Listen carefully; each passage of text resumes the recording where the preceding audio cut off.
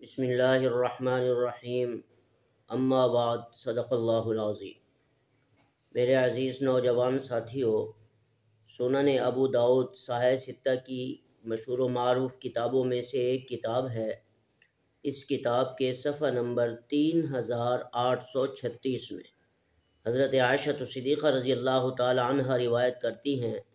वो फरमाती हैं कि जनाब नबी करीम सल्लल्लाहु अलैहि वसल्लम हमसे फ़रमाया करते थे कि मैं तरबूज को जब भी खाता हूँ तो उसे तर खजूर के साथ मिलाकर खाता हूँ।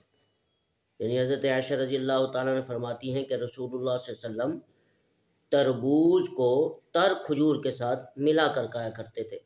और साथ रसूलुल्लाह सल्लल्लाहु अलैहि वसल्लम फरमाया करते थे कि ऐ मेरे सहाबा, हम खजूर की गर्मी को तरबूज की ठंडक से ख़त्म करते हैं और तरबूज की ठंडक को खजूर की गर्मी से दूर करते हैं।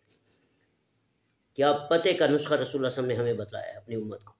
आज हमें गर्मी महसूस होती है तो जनाब एक दिन में 3-3 मरतबा हम नहाते हैं, गुस्ल करने के लिए जाते हैं, दरियाओं में नहाते हैं, नहरों में नहा रहे होते हैं, स्विमिंग पूलों पे नहा रहे होते हैं गर्मी दूर करने के लिए। लेकिन आज मैं आपको रसूलुल्लाह सल्लल्लाहु अलैहि वसल्लम का वो नुस्खा बता रहा हूँ, बजाय दरियाओं में नहाने के, नहरों में नहाने के, नदी नालों में नहाने के। बात समझ में आ रही है आपको?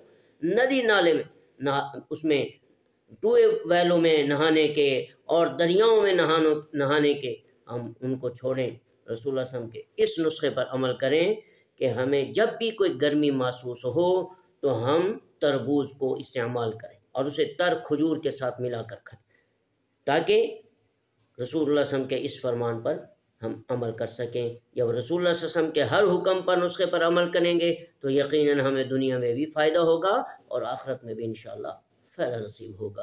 अस्सलामु अलैकुम वरहमतुल्लाहि वबरकातुहू। मज़ीद अच्छी वीडियो देखने के लिए हमारे चैनल को सब्सक्राइब करें और बेल आइकन पर क्लिक ज़रूर कीजिए।